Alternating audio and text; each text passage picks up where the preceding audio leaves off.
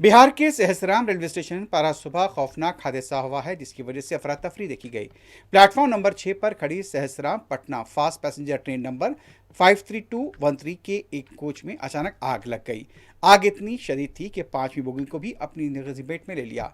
देखते ही देखते पूरी तरह खाकसर हो गई, जबकि चौथी बोगी का पिछला हिस्सा भी आग की लपेट में आ गया। इस वाक़े के बाद स्टेशन के अहाते में खौफ का माहौल देखा गया। यह वाक़या तकरीबन सुबह 5:45 पर हुआ।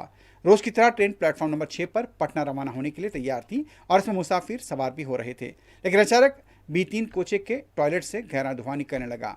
स्टेशन के पास मॉर्निंग वॉक कर रहे लोगों की नज़र जैसे ही धुएं पर पड़ी, उन्होंने फौरी तौर पर शोर मचाना शुरू किया। इत्तला मिलते ही रेक पॉइंट पर मौजूद मजदूर मौके पर पहुंच गए और आग बुझाने की कोशिश की।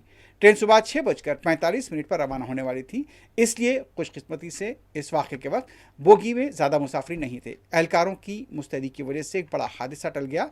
किसी भी मुसाफिर को किसी भी तरह का नुकसान नहीं हुआ है।